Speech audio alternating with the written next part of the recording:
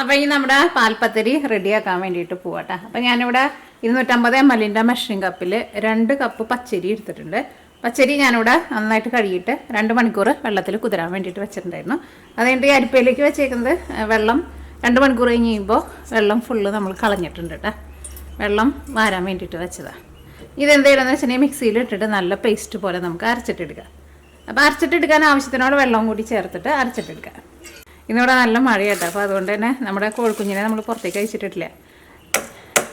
അവിടെ നമ്മൾ ബോക്സിലാക്കിയിട്ട് വെച്ചേക്കാം. സൗണ്ട് കേൾക്കണില്ലേ?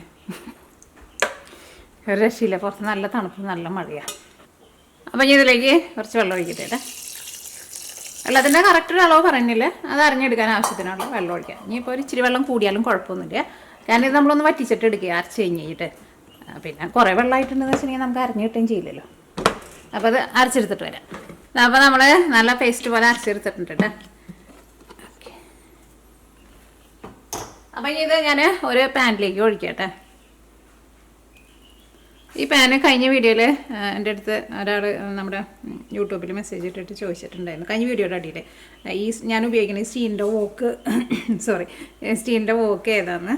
ഇത് കാൽഫ്രോൺ എന്ന് പറഞ്ഞ ഒരു ബ്രാൻഡായിട്ട് അതിൻ്റെയാണ്. നമ്മുടെ നാട്ടിൽ കിട്ടുമെന്ന് എനിക്ക് അറിഞ്ഞൂടെ. ഞാൻ ഇവിടുന്ന് വാങ്ങിച്ചതാണ്. ഇത് വാങ്ങിച്ചിട്ട് എനിക്ക് തോന്നുന്നു ഒരു 14-15 വർഷമൊക്കെ ആയിട്ടുണ്ട്. പക്ഷേ ഇതിന് ഒരു കേടുമില്ല. അപ്പോൾ അവർ ചോദിച്ചിട്ടുണ്ടായിരുന്നു നിങ്ങൾ എന്തിട്ടാണ് കഴുകണത്, ഇതിൻ്റെ ഉള്ള ഒരു പോറൽ വീണിട്ടില്ലല്ലോ എന്ന്. ഞാൻ സ്റ്റീലിൻ്റെ ബോളും സാധാരണ നമ്മൾ എല്ലാ പാത്രങ്ങളും കഴുകണ പോലെ കഴുകണത്. ഇതിൻ്റെ ഉള്ളിൽ നോക്കിക്കേ, അവർ പറഞ്ഞപ്പോഴാണ് ഞാൻ ശ്രദ്ധിച്ചത്. ഓരോ പാടും ഇല്ല, ഒന്നുമില്ല, ഭയങ്കര നല്ലതാണ്. പക്ഷേ ഇതിൻ്റെ തന്നെ ഇപ്പം ഇറങ്ങണുണ്ട്. പക്ഷേ അത് ഇത്രയ്ക്കും നല്ലതല്ല. എനിക്ക് തോന്നുന്നു ഇത് അന്നത്തെ സമയത്തൊക്കെ ഇപ്പോൾ ഓരോ വർഷങ്ങൾ ചെല്ലുന്തോറും ഇപ്പോൾ ക്വാളിറ്റി കുറഞ്ഞ് വരാനുള്ളത്. കാരണം ഇത് തന്നെ പിന്നെ വേറെ എൻ്റെ ബ്രദർ വാങ്ങിച്ചിട്ടുണ്ടായിരുന്നു പറഞ്ഞു. അപ്പോൾ അത് ഇത്രയ്ക്ക് അങ്ങനെ നല്ലതല്ല എന്ന് തോന്നുന്നു. ഇനി അടുത്തത് നമുക്ക് ഇതിലേക്ക് ഉപ്പ് ചേർക്കാം. അപ്പോൾ ഞാനിവിടെ 1/2 ടീസ്പൂൺ ഉപ്പാട്ടാണ് ചേർക്കുന്നത്. അടുത്തത് നമ്മൾ ഇതിലേക്ക് ചേർക്കുന്നത് 250 ml മെഷറിംഗ് കപ്പിൽ 1/2 കപ്പ് റവയാട്ടാണ് ചേർക്കുന്നത്. നമ്മൾ ഉപ്പുമാവൊക്കെ ഉണ്ടാക്കുന്ന റവയുണ്ടല്ലോ, ആ റവ. ഇനിയിപ്പോൾ നിങ്ങളുടെ അടുത്ത് മെഷറിംഗ് കപ്പ് ഇല്ലെങ്കിൽ കുഴപ്പമൊന്നുമില്ല, നിങ്ങൾ ഗ്ലാസ്സിൽ അളവ് എടുത്താൽ മതി. അപ്പോൾ ആ ഗ്ലാസ്സിൽ തന്നെ 1/2 കപ്പ് റവ ചേർക്കാം. ഇനി ഇതെല്ലാം കൂടിയിട്ട് നമുക്ക് മിക്സ് ചെയ്യാം. ഇതിലേക്ക് നിങ്ങൾക്ക് ചെറിയ മധുരം വേണമെന്ന് വെച്ചിട്ടുണ്ടെങ്കിൽ അതനുസരിച്ചിട്ട് കുറച്ച് പഞ്ചസാരയും കൂടിയിട്ട് ചേർക്കാം കേട്ടോ. ഒരുപാട് പഞ്ചസാര ചേർക്കണ്ട, 1 ടീസ്പൂൺ പഞ്ചസാര ചേർക്കാം. പഞ്ചസാര കുറച്ചാണ് ചേർത്തിട്ടുണ്ടെന്ന് വെച്ചിട്ടുണ്ടെങ്കിൽ നിങ്ങൾക്ക് ഒരു ഗോൾഡൻ കളർ വേണമെന്ന് വെച്ചിട്ടുണ്ടെങ്കിൽ ഒരു ഇച്ചിരി പഞ്ചസാര ചേർക്കാം. അപ്പം നിങ്ങൾ ഫ്രൈ ചെയ്തിട്ട് എടുക്കുമ്പോൾ നിങ്ങൾക്ക് ഒരു ഗോൾഡൻ കളർ കിട്ടും. ഇതിപ്പോൾ നമ്മൾ പഞ്ചസാര ചേർക്കാണ്ട് നമ്മൾ ഫ്രൈ ചെയ്തിട്ട് എടുക്കുമ്പോൾ നല്ല വെള്ള കളറിൽ കിട്ടും. അപ്പോൾ നമ്മുടെ റവ ഇതിനകത്ത് നന്നായിട്ട് മിക്സ് ചെയ്തിട്ട് കേട്ടോ. ഒട്ടും തരിയില്ലാണ്ട് മിക്സിയിലിട്ടിട്ട് അരച്ചിട്ട് എടുക്കണം കേട്ടോ. അപ്പോൾ നമ്മുടെ റവ ഇതിനകത്ത് നന്നായിട്ട് മിക്സ് ആയിട്ടുണ്ട്. അപ്പോൾ ഇത് കുറച്ച് നല്ല തിക്കായിട്ടല്ലേ ഇരിക്കുന്നത്. അപ്പോൾ ഇതിലേക്ക് നമുക്ക് കുറച്ച് വെള്ളം ഒഴിച്ചിട്ട് ഇതൊന്ന് ലൂസാക്കിയിട്ട് എടുക്കാം.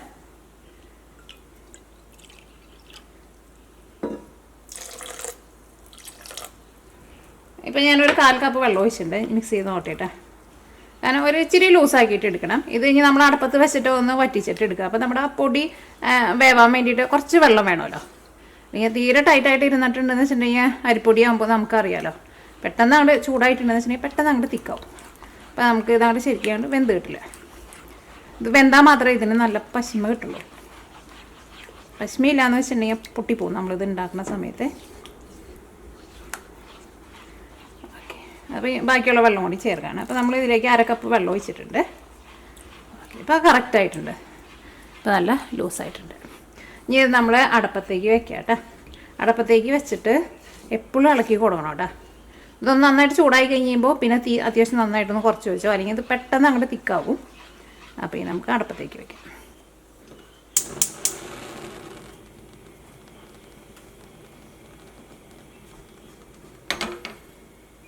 നമ്മുടെ കോഴിക്കുഞ്ഞാണ് എന്നിട്ട് കിണുന്ന് നമ്മൾ ഉണ്ടാക്കി കൊണ്ടിരിക്കുന്നുണ്ട്. പക്ഷേ രക്ഷയില്ല അവളെ നയിച്ചിടാൻ വേണ്ടിയിട്ട്. മറ്റേ കോഴികളുടെ കൂടെ കൊണ്ടുവന്ന് ആക്കാം, പക്ഷേ അവൾക്ക് അത്രയ്ക്ക് ഇഷ്ടമില്ല. അവിടെ കൊണ്ടുപോയി ആക്കിയിട്ടുണ്ടെങ്കിൽ അവളവിടെ മുകളിൽ കോഴികൾ രാത്രി ഇരിക്കുന്ന ഒരു സ്ഥലമുണ്ട്, അവിടെ കയറി ഇരിക്കത്തുള്ളൂ.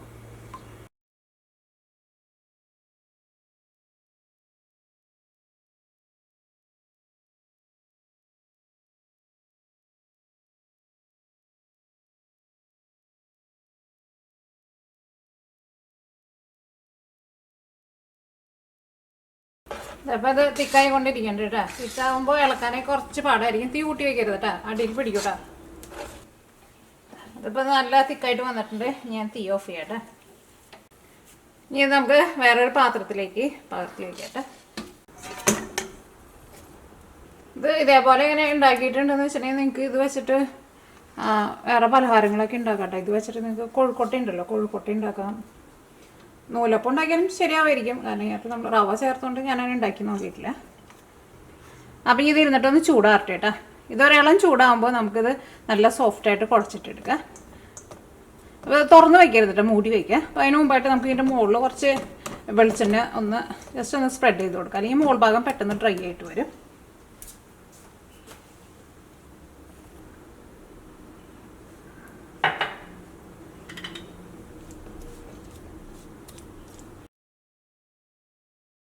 ഒന്ന് ചൂടാറിയിട്ടുണ്ട്. ഇനി ഇത് നമുക്ക് നല്ല സോഫ്റ്റായിട്ട് നമുക്ക് കുഴച്ചിട്ടെടുക്കാം. ഫസ്റ്റ് ഞാൻ ഈ പാത്രത്തിൽ വെച്ചിട്ട് ജസ്റ്റ് ഒന്ന് കുഴക്കട്ടെ കേട്ടോ. അത് കഴിഞ്ഞിട്ട് നമുക്ക് കൗണ്ടർ ടോപ്പും ഇട്ടിട്ട് നന്നായിട്ട് കുഴച്ചിട്ടെടുക്കാം.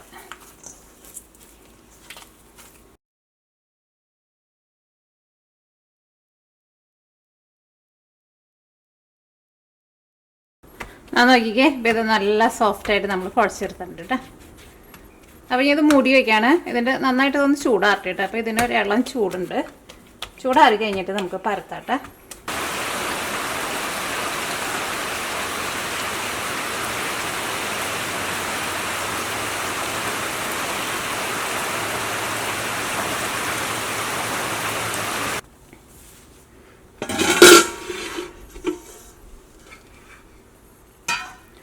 അപ്പോൾ ഇത് ഇരുന്നിട്ട് ചൂടാറിയിട്ടുണ്ട് കേട്ടോ.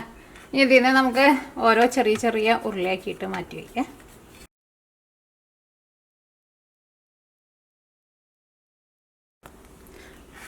അപ്പോൾ ഇതെല്ലാം നമ്മൾ ഇങ്ങനെ ഓരോ ചെറിയ ചെറിയ ബോളാക്കിയിട്ട് മാറ്റി വെച്ചിട്ടുണ്ട്. ഇനി ഇതിൽ നിന്ന് നമുക്ക് ഓരോ ബോളാക്കിയിട്ട് എടുക്കുക.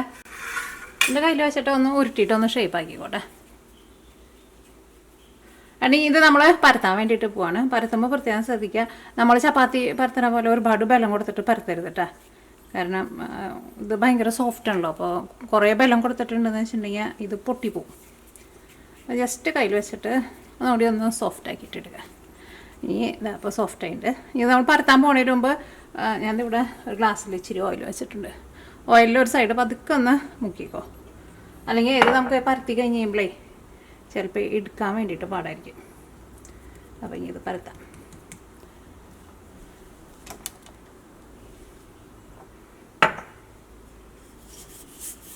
ഒട്ടും ബലം കൊടുക്കരുത് കേട്ടോ. ഇപ്പം അതൊക്കെ വേണ്ട വരട്ടെ.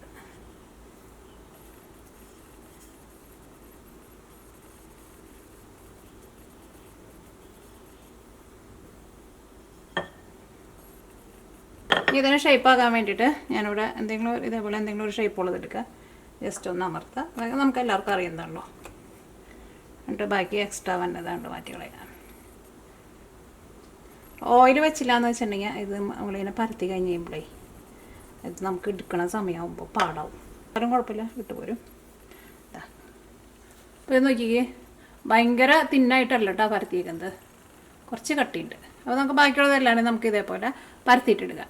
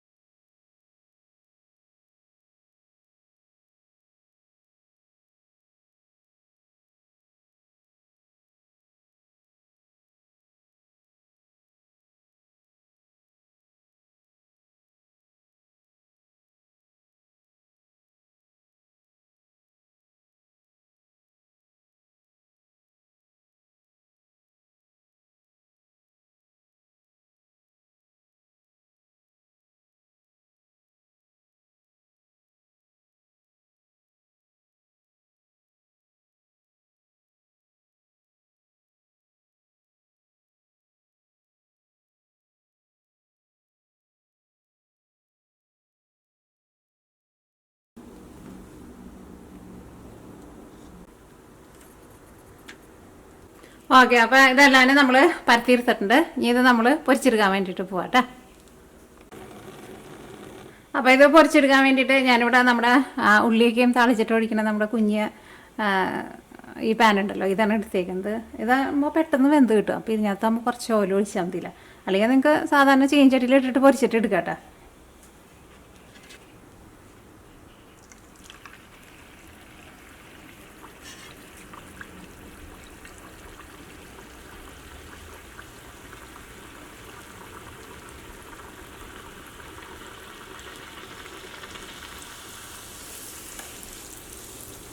നോക്കിക്കേ, ഇപ്പോൾ ഇത് നന്നായിട്ട് പൊന്തി വന്നിട്ടുണ്ട്.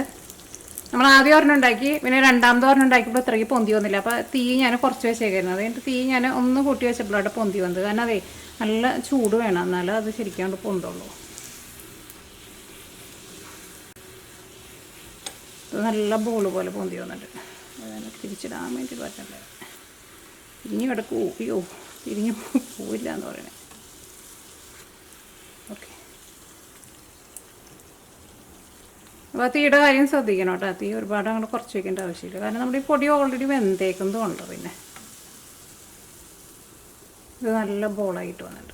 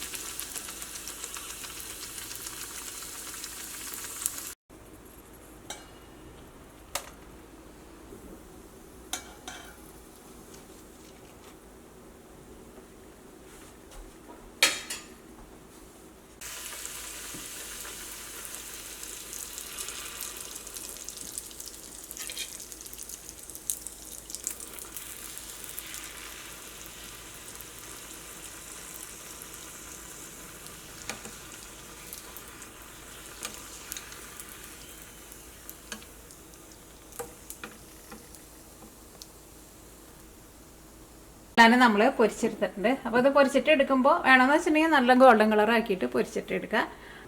പിന്നെ ഇത് കൂട്ടി കഴിക്കാൻ വേണ്ടിയിട്ട് ഞാനിവിടെ തേങ്ങാപ്പാൽ എടുത്തിട്ടുണ്ട്.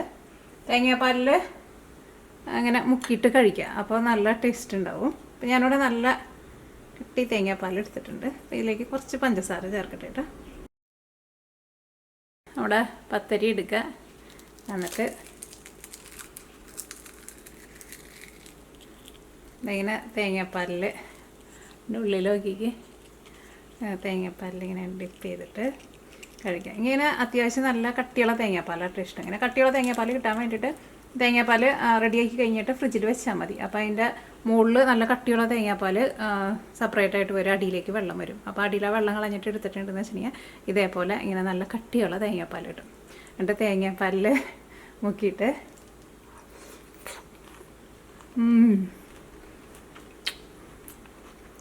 ഇങ്ങനെ തേങ്ങാപ്പാലിൽ മുക്കിയിട്ട് കഴിക്കുക. അത്യാവശ്യം നല്ല മധുരം ഇടാം. മധുരം അധികം വേണ്ടാന്ന് വെച്ചിട്ടുണ്ടെങ്കിൽ അധികം ഇട്ടില്ലെങ്കിൽ കുഴപ്പമില്ല. എന്നിട്ട് ഇങ്ങനെ മുക്കിയിട്ട് കഴിക്കാം. നല്ല സൂപ്പർ ടേസ്റ്റ് ആട്ടോ. അപ്പോൾ നിങ്ങളെല്ലാവരും ട്രൈ ചെയ്ത് നോക്കുക. പിന്നെ ഞാൻ പറഞ്ഞ പോലെ ചൂടാറി കഴിഞ്ഞ് കഴിയുമ്പോൾ നന്നായിട്ട് കുഴയ്ക്കണം കേട്ടോ. അതിനകത്ത് ചെറുതായിട്ട് ഇങ്ങനെ കട്ടയ്ക്ക് പോലെ ഉണ്ടെന്ന് വെച്ചിട്ടുണ്ടെങ്കിൽ അതൊക്കെ മാറ്റണം. നന്നായിട്ട് കുഴയ്ക്കണം. എന്നാൽ മാത്രമേ നല്ല ഇതേപോലെ ഇങ്ങനെ നന്നായിട്ട് പൊന്തി വരുള്ളൂ. പിന്നെ അതേപോലെ തന്നെ പരത്തിയിട്ട് എടുക്കുമ്പോൾ ഭയങ്കര കട്ടിയിലിരിക്കരുത്. ഭയങ്കര കട്ടിയുണ്ടെന്ന് വെച്ചിട്ടുണ്ടെങ്കിൽ അത് അത്രയ്ക്കാണ്ട് പൊന്തി വരില്ല കേട്ടോ. ഭയങ്കര തിന്നായിട്ടും പരത്തണ്ട. പിന്നെ ഓരോ ഉരുളി എടുത്തിട്ട് പരത്തുമ്പോൾ കുറച്ച് ഓയിലൊന്ന് അതിനൊന്ന് തൊട്ടിട്ട് പരത്തിയിട്ടെടുക്കുക. അപ്പോൾ നമുക്ക് എടുക്കാനായിരുന്നാലും എളുപ്പമാകും.